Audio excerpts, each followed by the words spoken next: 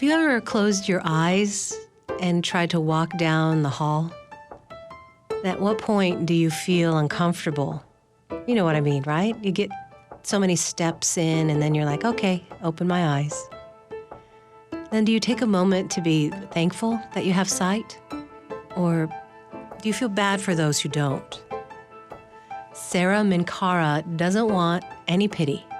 She wants you to open up to the abilities of those with disabilities.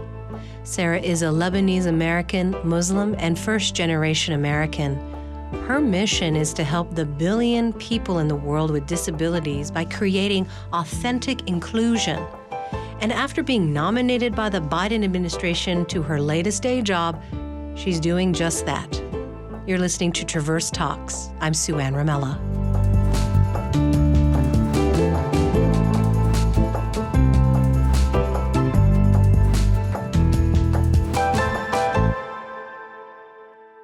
You lost your sight at 7. What do you remember about having sight, and what have you gained from being blind? I love that question. What have I gained from being blind? I do remember what colors look like. I remember what certain things look like, but from a very faded memory. And to be honest, over my journey of becoming blind and losing my physical sight, I think I took an intentional route at some point where I don't focus on experiencing the world through a visual lens, but experiencing it through my other lenses and senses. And right now I always say that my blindness has become my biggest blessing, and it's because it's allowed me to see the world in a more authentic way in many ways, and be more authentic, because when I walk down the street, I don't know how people are seeing me or looking at me. I don't know what, I don't see a lot of that, and that allows me to be more of my true self. My friends are always saying, oh, Sara, Sara, we're in public, behave yourself kind of thing. But, I'm myself outside, inside, this is who I am. And I think that's been a huge blessing. And similarly, when I meet a person for the first time, I can't make a lot of labels and assumptions. Yes, I can hear and that kind of stuff, but a lot of the labels from a visual lens I can't interact with. And that allows me to, if I get to know you, I have to ask you, who are you? And tell me more about yourself. And that allows me to really look at a person and see a person for who they are. If I ever do get my physical eyesight back, I hope I can still retain that aspect of delaying and not making a lot of assumptions. Is that a possibility? Who knows, with science and medicine, maybe. But, I always get that question, do you ever want your eyesight back? Right now, I say no. It's just become a big part of my identity. You said when you get to know somebody and you want to get to know them, you ask them about themselves. Sara, I don't think visual people do that much with each other. Tell me about yourself, because we use those assumptions all the time. So what can those who really want to move away from initial labeling of others do to prevent themselves from attaching these labels and stereotypes? A couple of things. One is, and not to say, I just want to make it clear that I do also judge. I'm human like anyone else, and I do judge through hearing or smell and that kind of stuff. But I think I just don't have the ability to judge through seeing. And I think to people in general, I say, I wish it was a switch of a button. I wish we can say, okay, now I'm not going to judge. But that's not how it works. It's a journey. It's an everyday kind of making sure we're committing to, when I see a person for the first time, trying to delay our assumption and have one assumption, which is this person has something beautiful to contribute. And if we approach every single person with that assumption, the world would be in a better place. We would be in a more inclusive space. But before we actually get to that point of understanding and delaying our assumption, we need to actually understand ourselves and understand how do narratives in society impact how we see ourselves and how we see others. So real self-reflection. Yes. Exactly. And I always say self-reflection, curiosity, but through a lens of compassion. Be compassionate with yourself and ask yourself why, and understand yourself and try to understand yourself. Because the more that you do, the more you're going to actually then understand how you interact with others. Oh, wow. You're offering up two difficult things. One for people to self-examine, which could be painful. I know. And then take a breath before putting labels on others. And honestly, isn't it funny how some things that sound like difficult work are actually very positive in the long run? Yeah. And to your earlier question, when I do meet a person for the first time, and I do this actually right now, my work is I tell them, who are you? But I also put another a constraint. Who are you outside of your work? You know, because we also anchor ourselves in work, education, and all these other labels. But I just want to get to know who you are. And then people are like, huh, who am I? Yeah. A little bit earlier, you described when you're out in public, you don't have to see the looks and stares, or you're not aware of them. Do you feel them? Or, because I often purposely don't want to stare at somebody wearing a hijab because I don't want to make them uncomfortable, but just like nod and then move my eyes somewhere else so they have their privacy. So a couple things. It's easier for me to wear a hijab because I cannot see. For two reasons, actually. One is because I cannot see people's facial expressions and body language. And the second also is people interact with my blindness before me being a hijabi woman. How interesting. Yeah, it's very fascinating. So I deal with ableism more than other isms.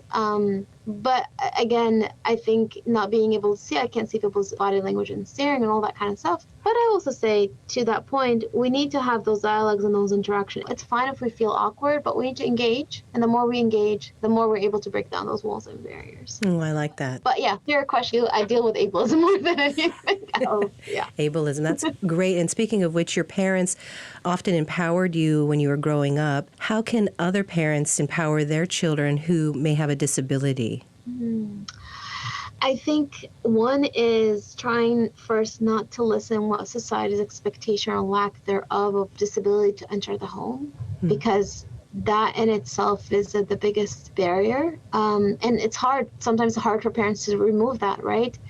And trying to create an environment at home that's not based on pity and not based on overprotectiveness, but based on your disability is part of who you are and is going to be a strength, and you have value. And I see who you are, you belong, you exist, and you have value to contribute. But I'm not going to tell you what that value is. You're going to explore who you are. Ooh. And get a big base for their kids to explore their true potential and their true value. So it sounds to me as if sometimes when we pity others, it comes from ourselves and our own fears that we may be putting on other people.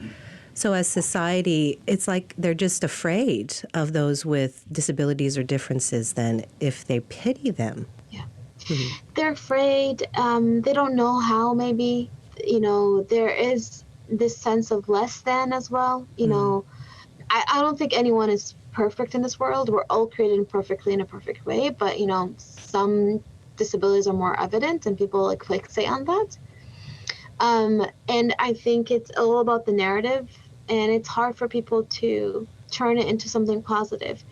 You know, I have sometimes people talking to me and they're like, oh, differently abled, right? I'm like, no, I am a person with a disability. That's the reality. I am blind. Don't take that away from me. Don't change that. That's part of who I am. But what I want you to do is just change the way you look at my disability.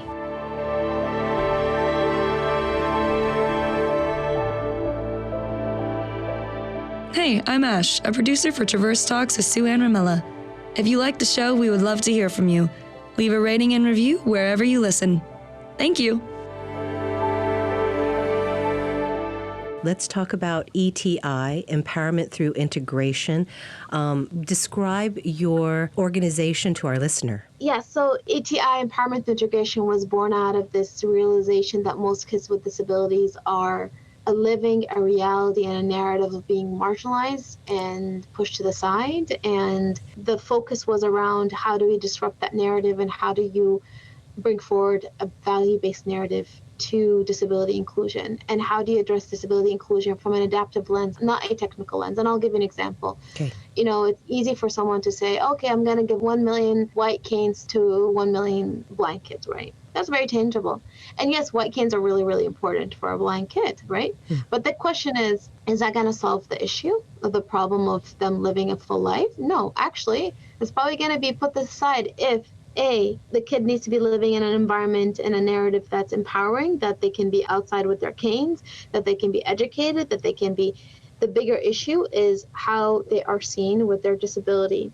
Because I've seen many parents with kids with disabilities tell their kids, don't use your white canes, because they don't want their kids to be identified as blind, because that's their way of showing protection and making sure that they're not being targeted by this ableism, right? So when we want to address disability inclusion, we really need to address the core aspect of the problem and not just address it from a technical lens. I see. We have to go a bit deeper. And you have some exercises that you help people go through called In the Dark. Can you describe for our listener about that? Yes. So I've developed this kind of methodology, which is, when you remove the lens of sight, you have greater vision, because the constraint of not seeing gives you the freedom of seeing more, because you're not able to make a lot of labels and assumptions. And I think that it goes back to the point, I always make it clear that I'm not here to say be blind. No, if you can see the beauty in the world. If you can hear the beauty in the world. But how can you be in a space where you can delay your assumptions, something that we were saying earlier? So the workshop itself, the methodology, when you go through it, when you go through this place of being constrained, of not seeing, you start learning so much about yourself and how you interact with those labels and assumptions. So after the workshop, the outcome is I know a little bit more now of how I'm interacting with these narratives and labels, and hopefully I can start learning more about how I can understand myself and start delaying these assumptions, if that makes sense. It does. When I was a child, I would sometimes purposely close my eyes just to see if I could go through my home and what it would be like. And time seemed to slow down for me as I was navigating. But I never thought about doing that with others. And in these exercises, are they asking each other questions without ever meeting? So I've done it with people that know each other, have met each other before, or they've never met each other before. But yes, they are exercises of questions, starting off with that simple question, introduce yourself without saying your name, where you're from, what work you do, and educational background. And we dive deep into other questions that build on each other. But ultimately, again, even if I know the person in front of me, again, the removing the aspect of the body language and the facial expression, and removing the fact that you can't talk about X, Y, and Z, those aspects gives you the freedom of actually saying more of who you are and seeing more of who you are. It's really beautiful. Wow. So you are the Special Advisor on International Disability Rights, Bureau of Democracy, Human Rights, and Labor, appointed by Biden in November of 2021. How's that going? It's going. It's an amazing opportunity. An amazing role. Building off of the work of Judy Heumann under Obama's time, and being able to work on issues that matter so much and close to my heart. And really advancing the rights of persons with disability, but really focusing it from the value-based lens. What have been some challenges as you took on that role? Well, one, I'm an entrepreneur, so I've never worked in government. So first, on a personal level, learning how to navigate a new system. Also, really, the biggest challenge when it comes to disability inclusion and disability conversation is we always look at it from this is the right thing to do. What I'm trying to have us look at it is that disability inclusion is a value for all. It's not just the right thing to do. And it's also a value for our foreign policy. So the more that we mainstream disability into all conversation, the more we're able to then really address disability inclusion. Wow. This is reminding me of something in researching you, that you were in school and a classmate said they were happy to have you in class because the professor described things differently or better because you were visually impaired. Yeah. So the value was for their benefit as a seeing person as well. That was wonderful. Yeah, that's a perfect example. That example really can be translated in so many different ways. When the curb cuts were created for our streets, it initially was for wheelchair users. Now it's, parents with strollers and so many different kind of people use that. And for that specific example, for the classroom, I was a math major, so professors, when they had me in class, I had to be so much better at teaching and explaining things. And literally, my friends would be like, Sara, which class are you taking? Because, the professor's so much better at teaching. Again, inclusion of all and the value for all. Inclusion and value of all, yes. So you're Lebanese-American, and you travel, you speak several languages. Of all the places you've been or lived in, what are some differences in the way people with disabilities are treated here versus other communities?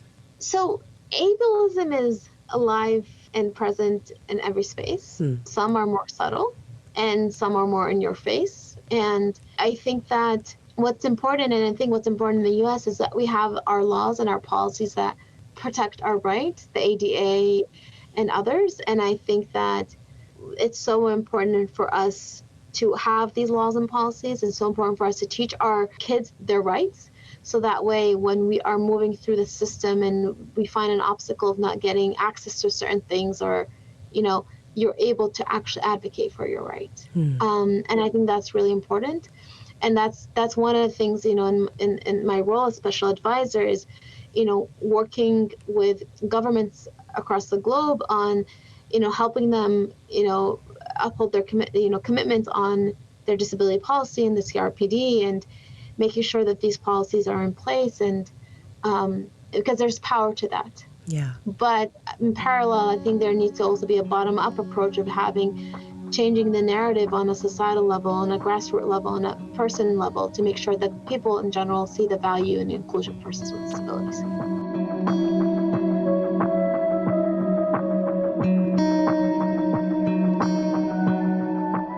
News happens fast and often here in the Pacific Northwest. Make sure you never miss a news headline by following NWP Broadcasting on Twitter. Classical music news, more your thing? Then follow NWPB's classical Twitter account by searching for NWPB Classical.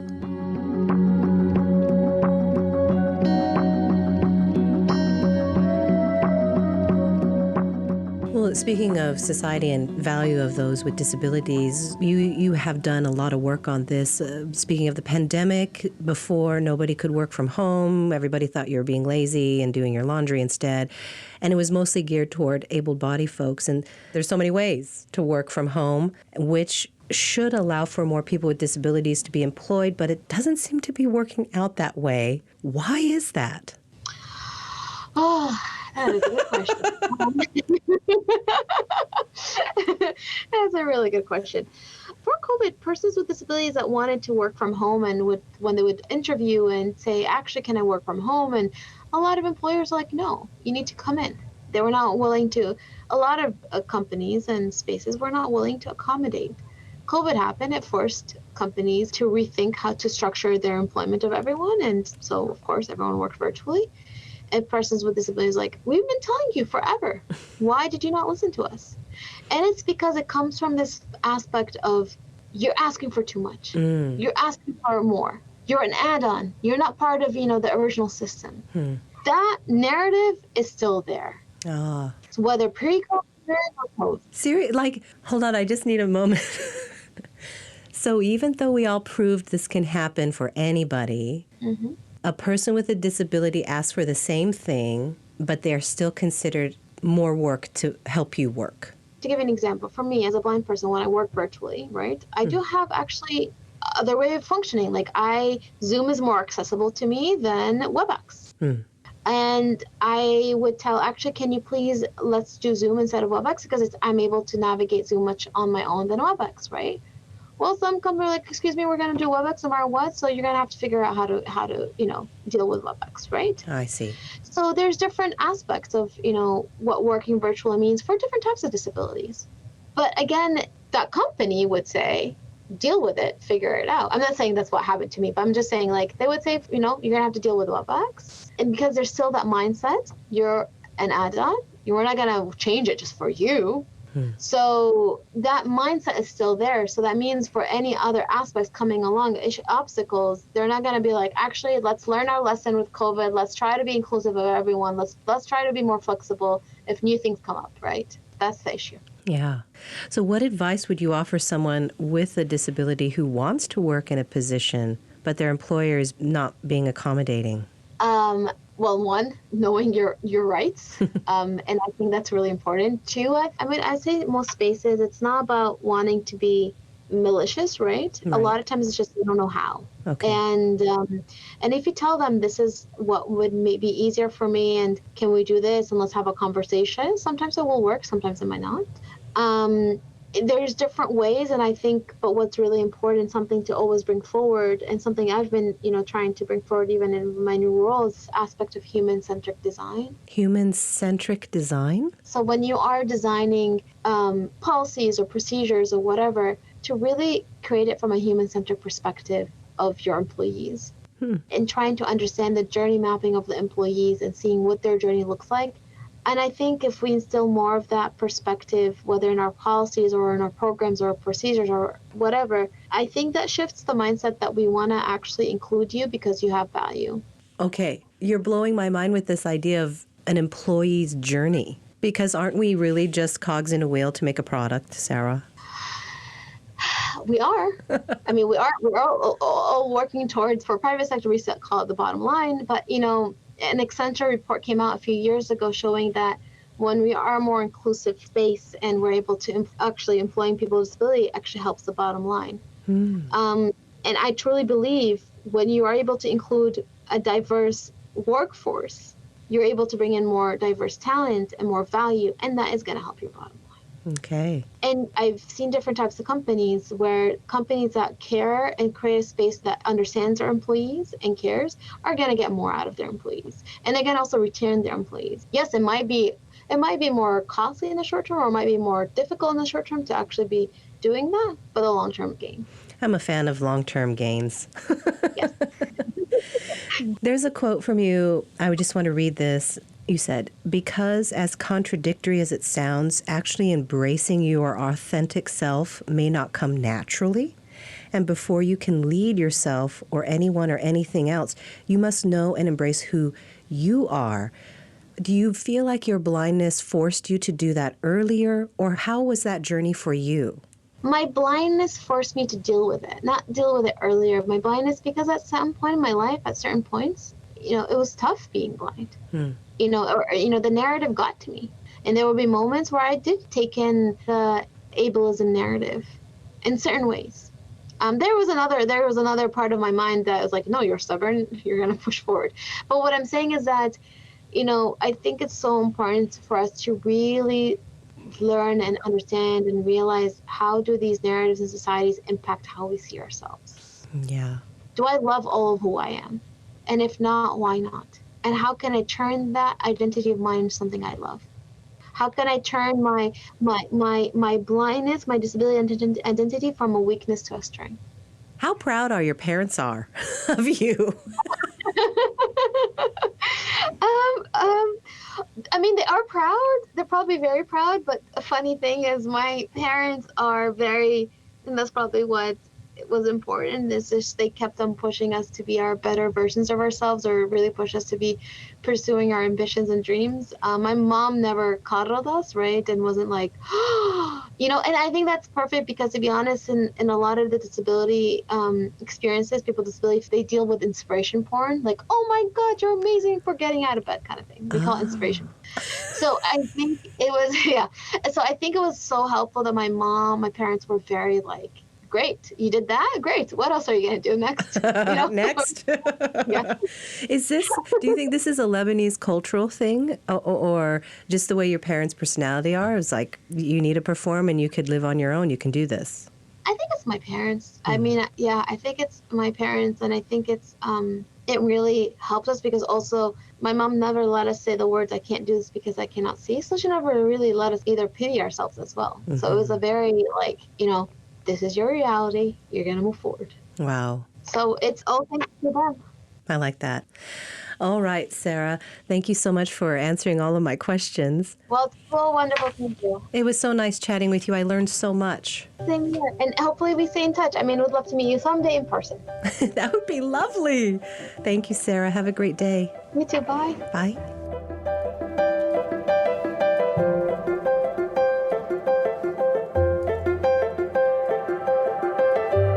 That was Sara Minkara, Special Advisor on International Disabilities Rights with the Bureau of Democracy, Human Rights, and Labor. She's the founder of Empowerment Through Integration. And I hope that after listening to this conversation with Sara, you see more of this world. Thank you for listening to Traverse Talks. I'm Sueann Ramella.